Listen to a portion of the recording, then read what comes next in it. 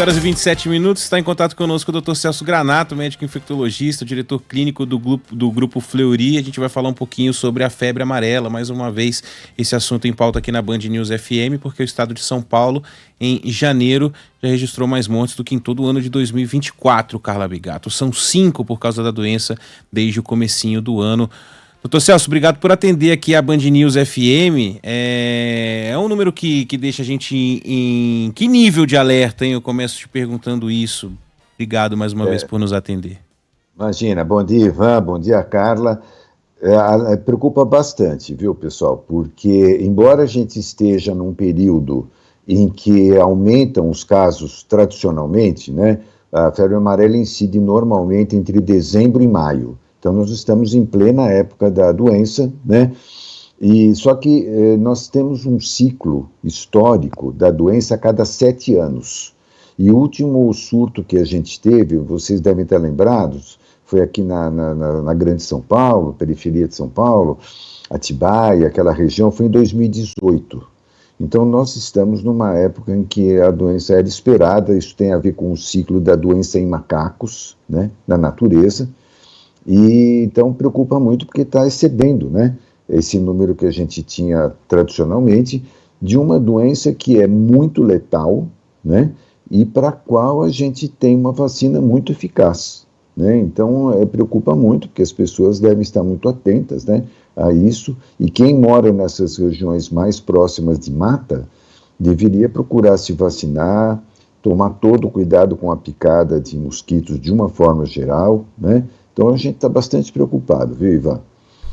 São números que, falando assim, são 5 mortes, mas é mais do que todo o ano passado. E a gente, quando fala da vacina contra a febre amarela aqui, os ouvintes mandam muitas mensagens, né, sobre quem pode tomar, quem não pode. Até um tempo atrás, né, doutor, a gente tomava aquela dose fracionada, então tinha gente que tinha que fazer o reforço dessa vacinação. Hoje em dia, como é que está essa situação, né? Qualquer um pode tomar a vacina, quem não lembra se já tomou, se não tomou, pode tomar de novo ou deve tomar de novo?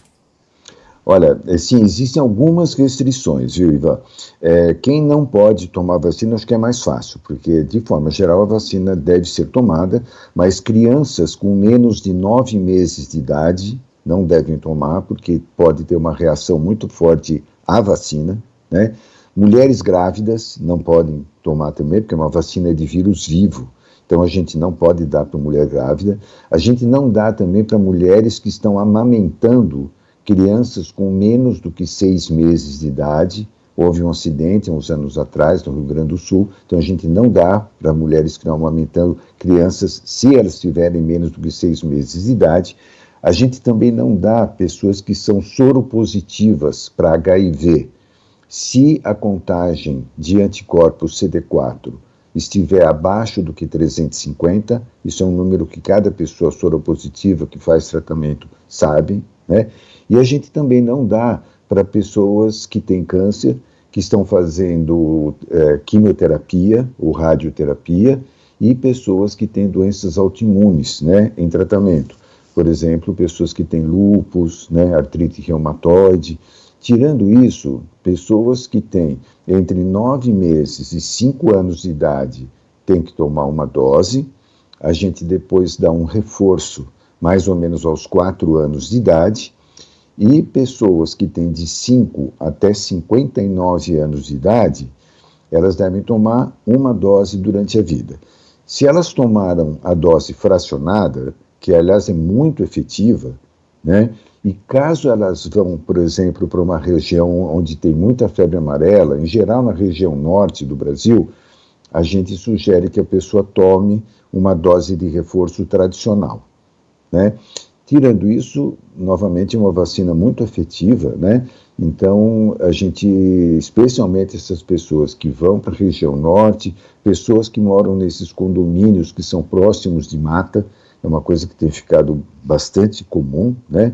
Elas devem também estar vacinadas. Mas tomou uma dose durante a vida, é uma dose bastante efetiva e a pessoa não precisa se preocupar mais. Ainda que não haja relato de casos de febre amarela nessas regiões, como o senhor está dizendo, né? Muitas vezes é uma área urbanizada, mas é um condomínio que fica um pouquinho afastado e tem uma mata um pouco mais robusta ali nessa região. Então, a partir disso, doutor, a gente pode colocar essas pessoas como grupo de risco para a doença? Sim. Existe algum grupo de risco para a febre amarela? Em geral, essas pessoas que moram, como você citou, nesses condomínios muito próximos de mata. É muito gostoso, né? As pessoas gostam de morar em um lugar arborizado, tudo, só que os mosquitos estão aí, né? E se a pessoa tiver esse grau de exposição, ela é considerada uma pessoa de grupo de risco, deve se vacinar, sim, né? Porque sabe o que acontece, pessoal? É mais uma história como a gente fala de barata, né? Quando você vê uma barata na sua casa, você deve ter centenas de outras escondidas, né? Que você não vê. A febre amarela também é assim. O que chama muito a atenção da gente são os casos graves. Só que para cada caso grave, você tem de 5 a 6 casos que não são graves, ou não são tão graves.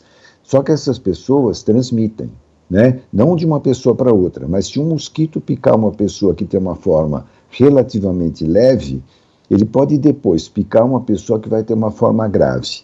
É por isso que preocupa muito, né? Ainda que sejam 5 casos, devem ter dezenas de casos que a gente enxergou, que a gente não fez o diagnóstico, que a gente achou que podia ser dengue, podia ser chikungunya, podia ser zika, porque do ponto de vista clínico elas são muito semelhantes, né? Então, as pessoas que têm esse grau de exposição, moram num lugar, ou pessoas que vão visitar uma família, né? De repente tem uma pessoa que vai num casamento em Manaus, vai na região centro-oeste do Brasil, em uma festa, um aniversário, essas pessoas devem se vacinar sim. Ou seja, há uma subnotificação, né, desses casos. E aí, com esses sintomas tão parecidos, doutor Celso, o que diferencia? É só o teste mesmo? É o exame de sangue? Exatamente, é o exame de sangue. Elas são muito parecidas. Se você pegar um caso de dengue grave, né, em geral dengue hemorrágico, ela é muito parecida, né? Então a gente, em princípio, faz primeiro o teste para dengue, né? Porque lógico que é muito mais comum dengue do que febre amarela, né? Mas para você ter certeza que se trata de um caso de febre amarela, existem os testes, né? Os laboratórios de saúde pública fazem, alguns laboratórios privados fazem também o teste, né? E mais o tratamento, infelizmente, ele é um tratamento só de sustentação. Não existe uma droga antiviral já comprovadamente eficaz contra o vírus da febre amarela. Se vocês lembrarem, em 2018 foram feitos alguns transplantes de fígado, né? Em casos dramáticos, né, de pessoas que iam morrer mesmo, foram publicados 7 casos de transplantes de fígado no HC. Desses casos, 3 sobreviveram e 4 faleceram, mas talvez todos fossem falecer. Mas a gente não deveria esperar chegar nesse nível crítico, né, de ter que fazer um transplante de fígado, né? É por isso que a vacinação é uma coisa tão importante, porque a gente consegue evitar de uma forma bastante eficaz a vacinação. Vocês devem ter lido que o Ministério da Saúde disponibilizou 2 milhões de doses de vacina para o estado de São Paulo.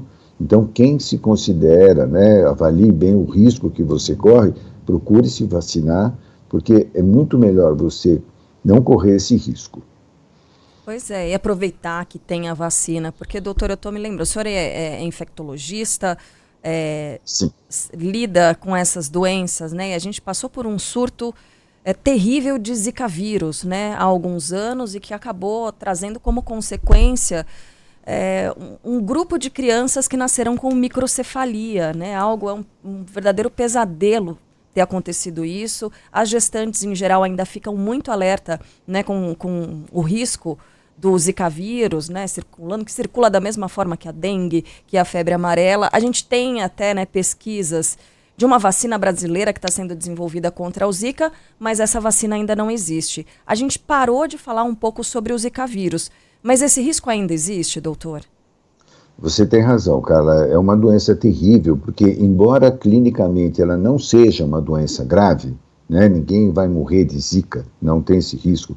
Só que quando ela incide em uma mulher grávida, tem esse risco grande de ter microcefalia, que é uma criança, coitadinha, que ela nasce com uma série de limitações, né? Ela precisa de acompanhamento médico, fisioterápico, fonoaudiológico, de toda a natureza, né? Então é uma doença que a gente precisa combater, e eu garanto para você, quando a gente tiver uma vacina, a gente vai vacinar mesmo, porque a gente precisa evitar essa doença. Felizmente, a gente tem tido muito poucos relatos recentemente de Zika, né? Por alguma razão que a gente não consegue entender totalmente, né? A gente não tem visto mais casos de Zika de forma importante, né? Mas ainda assim, é importante a gente falar sobre essa preocupação, porque quando você combate o mosquito, né, o mosquito é o mesmo da dengue e da zika e da chikungunya, e dentro da cidade, quando acontece a doença, também a febre amarela, você, de uma forma geral, está combatendo todas essas doenças, né? Porque a vacina de febre amarela é muito boa para a febre amarela. A vacina de dengue, que tomara a gente tenha o ano que vem, uma produção grande do Butantan, ela vai proteger contra a dengue, mas ela não vai fazer nada contra a zika, de forma importante, né? Então, tomara a gente no futuro próximo possa ter uma vacina contra a zika, mas daqui até lá, vamos combater o mosquito. Vocês sabem que cada 4 pessoas que têm dengue, 3 se infectaram dentro da sua própria casa. Então a gente pega dengue dentro de casa, porque a fêmea do mosquito, que é aquela que pica a gente, mora dentro da nossa casa, porque ela precisa picar a gente para poder amadurecer os ovos dela. Então ela fica perto de onde está o restaurante dela, né, que somos nós, né? Então, se a gente fizer um bom trabalho dentro da nossa casa, nós vamos estar protegendo a nossa família e os nossos vizinhos também. Pois é, isso aí. Bom, a gente agradece aqui a entrevista. Tô até me coçando aqui, doutor. Você começou falando de mosquito dentro de casa. Pega o repelente já que a gente já começa a sentir, né? O psicológico afeta forte. É o médico infectologista, diretor clínico do Grupo Fleury, Dr. Celso Granato. Muito obrigada pela participação aqui no Band News São Paulo deste sábado. Um abraço para o senhor, bom fim de semana e até a próxima.